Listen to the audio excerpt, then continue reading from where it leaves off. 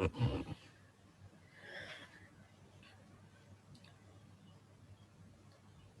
वालेकुम dear students, आज का लेक्चर नेशनल एजुकेशन पॉलिसी 1992 और 1998 के बारे में है।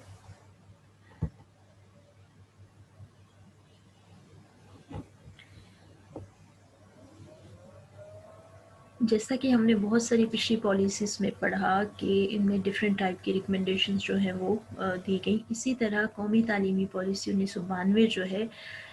अगर उसका हम जायज़ा लेते हैं तो नवंबर 1988 के इंतखाबात के नतीजे में पाकिस्तान पीपल्स पार्टी एक दफ़ा फिर बरसर इक़्तिदार आई। वज़ीर आज़म मोहतरमा बेनज़ीर भुट्टो की हुकूमत ने अपनी तालीमी पॉलिसी वज़ा करने के लिए बहुत से माहिरीन तालीम और असातिज़ा की एक कॉन्फ्रेंस जो थी वो 1990 में तलब की। इस कॉन्फ्रेंस में बहुत सारी इस्लाहात के लिए तजावीज़ सामने आई और उस पर बहुत डिफरेंट जो स्टेक होल्डर्स से उनकी राय ली गई। लेकिन अभी तालीमी पॉलिसी की तैयारी जो थी वो कंप्लीट नहीं हुई थी, वो मुख्तलिफ मराहिल में ही थी कि अक्टूबर 1990 के इंतखाबात के नतीजे में मियाँ मोहम्मद नवाज शरीफ की सरबराही में मुस्लिम लीग की हुकूमत बरसर इक़्तिदार आई। इस वक्त के वज़ीर तालीम जनाब सैयद फ़ख्र इमाम ने 1992 में नई कौमी तालीमी पॉलिसी का ऐलान किया, जिसके अहदाफ या जिसके रिकमेंडेशन और टारगेट्स कुछ इस तरह से थे कि पहले तो प्राइमरी एजुकेशन को इसमें फ़ोकस किया गया और इसकी तमाम पॉलिसियों में पहली से 8वीं जमात तक की इब्तदाई तालीम को लाजमी करार देने का अंदिया दिया गया या इट वाज अ मैसेज। लेकिन बास मजबूरियों की बिना पर पहली से 5वीं जमात तक की प्राइमरी तालीम को जारी रखा गया। इस पॉलिसी में ये कहा गया कि खानगी की जो मौजूदा शरह है वो 31% से बढ़ाकर सन 2002 तक 70% कर दी जाएगी। प्राइमरी में आहिस्ता आहिस्ता दाखिले की कुल शरह 100% तक लेके जाएगी, ये बढ़ाई जाएगी और हुकूमत के पास इतने वसाइल नहीं हैं कि दाखिले की ज़रूरियात पूरी करने के लिए काफ़ी प्राइमरी स्कूल मतलब और प्राइमरी स्कूल्स खोले जा सकें। इसलिए 7,000 के करीब मसाजिद स्कूल को प्राइमरी तालीमी इदारों के तौर पे यूज़ किया जाएगा। पहली दफ़ा किसी भी एजुकेशनल पॉलिसी के अंदर 1992 में कंप्यूटर की तालीम के बारे में रिकमेंड किया गया, क्योंकि जदीद दौर की एक बुनियादी ज़रूरत थी कंप्यूटर की तालीम और ज़िंदगी का कोई शोबा भी अब ऐसा नहीं था जहाँ कंप्यूटर से फ़ायदा ना उठाया जा रहा हो। इसलिए इस पॉलिसी में ये तजवीज़ दी गई कि स्टूडेंट्स को आहिस्ता आहिस्ता कंप्यूटर की तालीम सिखाई जाएगी और इसको निसाब का हिस्सा बनाया जाएगा। कंप्यूटर की अहमियत चूँकि बहुत ज़्यादा है और हमारे तमाम ही सेक्टर्स के अंदर इसकी इम्प्लीमेंटेशन है, इसलिए ये तय किया गया कि स्कूलों की सतह पर भी कंप्यूटर की तालीम को निसाब का हिस्सा बनाया जाएगा। फिर फ़रोग़ तालीम के लिए बहुत सारे प्रोग्राम्स मुरतब करने की कोशिश की गई। 33 नए पॉलीटेक्निक इदारे, 8 नए टेक्नोलॉजी कॉलेजेस का कायम करने का इरादा किया गया। इसी तरह सेकेंडरी स्कूलों की तादाद की फ़ीस 1000 से बढ़ाकर जो उनकी तादाद थी उससे 19,000 से बढ़ाकर 48,487 कॉलेज की तादाद में कन्वर्ट करने की कोशिश की गई और कॉलेजेस की जो कुल तादाद 535 थी उसको बढ़ाकर 935 और यूनिवर्सिटीज़ की इसी तरह जो कुल तादाद थी उसको 23 से बढ़ाकर 43,000 करने का भी प्रोग्राम बनाया गया। ये मुख्तलिफ सिफारिशात थी कि जो कि तादाद के हवाले से या इंस्टीट्यूशंस को इंक्रीज़ करने के हवाले से थी। पहली जो थी वो सेकेंडरी स्कूलों की तादाद थी जो कि 19,000 से बढ़ाकर 48,487 तक लेके जाने की तजवीज़ थी। इसी तरह इनमें बहुत सारी नई यूनिवर्सिटीज़ भी जो थी और 16 निजी शोबे उसमें कायम करने की सिफारिशात बनाई गई। निजी शोबे भी तालीम की तरक्की के लिए उनको शामिल करने की तजवीज़ दी गई कि वो गवर्नमेंट सेक्टर के साथ मिलकर अपने जो कंट्रीब्यूशन है उसको करें। पॉलिसी में ये बताया गया कि आइंदा 10 बरस में तालीमी पॉलिसी पर अमल दरामद के लिए 143 अरब रुपए के तरक्याती अखराजात होंगे, जिनमें से 36 अरब निजी शोबे में होंगे यानी प्राइवेटाइजेशन के सेक्टर में होंगे। और इसी तरह इम्तहानात को बहुत सारी बदउनवानियों से पार करने के लिए भी बहुत सारी इस्लाह का इस्लाहात या रिफॉर्म्स दी गई उसमें और ये तय किया गया कि बोर्ड्स और यूनिवर्सिटीज़ में پورے امتحانی نظام کو کمپیوٹرائز کیا جائے، پرچہ سوالات میں سابقہ دور کے معروضی حصے کو بڑھایا جائے اور جو ایکسپریشن یا انشائیہ حصہ ہے اس کو مختصر کر دیا جائے گا۔ امتحانات کے معیار کو زیادہ سے زیادہ بہتر بنانے کی کوشش کی گئی تاکہ اس کو ترقی یافتہ ممالک کے برابر لایا جا سکے۔ 8ویں 5 سالہ منصوبے جو کہ 1993 سے 1998 تک تھا، اس میں 5 سے 9 سال کے تمام بچوں کو پرائمری تعلیم دلوانے، اساتذہ کی تربیت اور شرح خواندگی میں اضافے کا پروگرام بنایا گیا، مگر اس پر بھی کوئی خاطر خواہ عمل درآمد نہیں ہو سکا۔ 1992 کے بعد اگر ہم 1998 سے 2010 کی قومی تعلیمی پالیسی کی بات کرتے ہیں تو ایک دفعہ پھر 1997 میں جب مسلم لیگ کی حکومت برسر اقتدار آئی تو میاں محمد نواز شریف جو کہ اس وقت کے وزیر اعظم تھے، انہوں نے نئی تعلیمی پالیسی کو تشکیل دینے کا حکم دیا اور یہ اعلان اس وقت کے وزیر تعلیم سید غوث علی شاہ صاحب نے کیا، جو کہ مارچ 1998 میں یہ پالیسی آئی۔ اس پالیسی کے نمایاں خد و خال پہ اگر ہم بات کرتے ہیں تو اس میں جو اسلامک ایجوکیشن تھی اس پہ زور دیا گیا اور قرارداد مقاصد اور آئین پاکستان کی دفعہ 13 کے مطابق پہلی دفعہ یہ تسلیم کیا گیا کہ پاکستان کے شہری قرآن و سنت کے مطابق زندگی گزارنے کے لیے، ان کو ایسی زندگی دینے کے لیے کہ جو کہ قرآن و سنت سے مطابقت رکھتی ہو،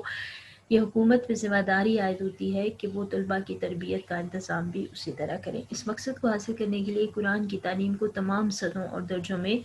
لازمی قرار دے دیا گیا۔ 6 سے 12ویں جماعت تک قرآن پاک ماہ ترجمہ پڑھانے کے لیے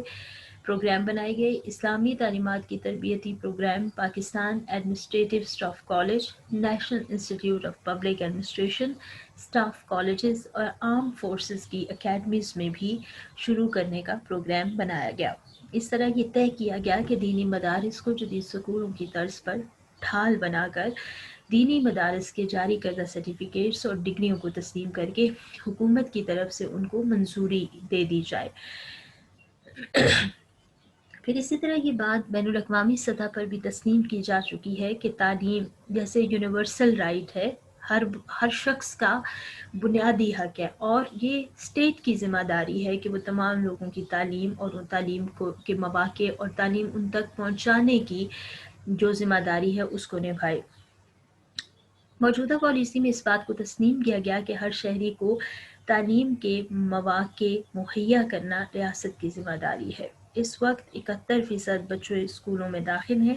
جن میں سے 45% پرائمری اسکولوں کے دوران اسکول چھوڑ جاتے ہیں۔ 2002 تک داخلوں کی شرح